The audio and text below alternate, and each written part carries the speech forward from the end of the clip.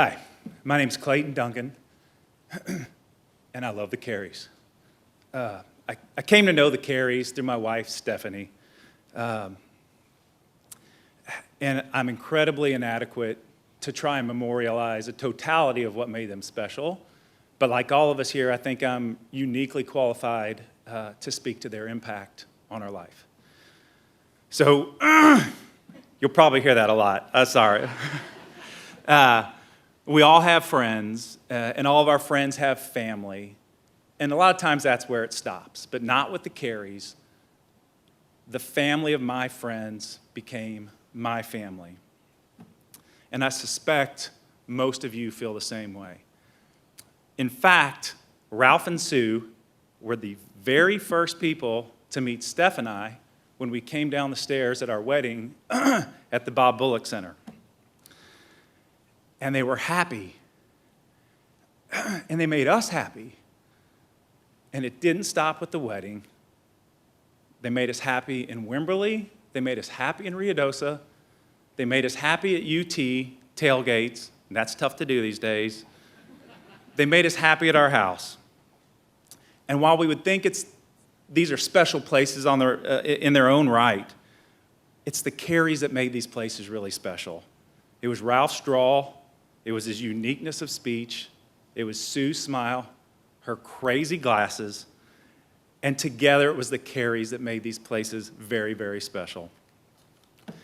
And you know what? I think that they would understand grief, but they would want us to live our lives like they did, and that's life to the fullest. So when I think of the Careys, all of them, those here and those that departed, I can't help it, but I think of Ralph and Sue. I don't think of Ralph or Sue, I think of Ralph and Sue. And ask yourself, how many times have you referred to one without referring to the other? It doesn't happen. They were a perfect couple. And we all know that they enjoyed their stuff, especially Sue. But what they really enjoyed were why they were made rich were their experiences with their friends, their children, and their grandchildren. And in fact, that's what Wimberley was built on. Yes, it was built on the bedrock that Ralph uncovered year after year, trip after trip, with the power washer. But the fruit of that labor were all the experiences that came from that hard work. And the walls of that house, those of you who have been there, were alive with photographic memories of experiences from trips past. And those memories will withstand any flood. Ralph and Sue were a perfect fit in life, in their last moments, and evermore. And though all of us feel loss right now, I know that there are some that feel it more acutely than the rest of us. But no, there's no grief without love, and the intensity of that grief is directly correlated to the intensity of that love during life.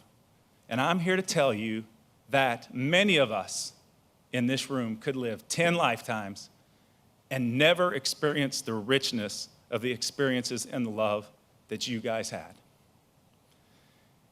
Yes, they are gone way too soon, but God graced us with the presence of your family, and that cannot be washed away.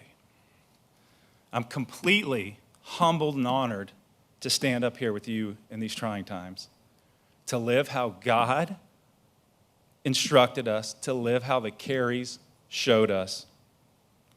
And it's through faith that I know how incredibly proud they are of you and of us.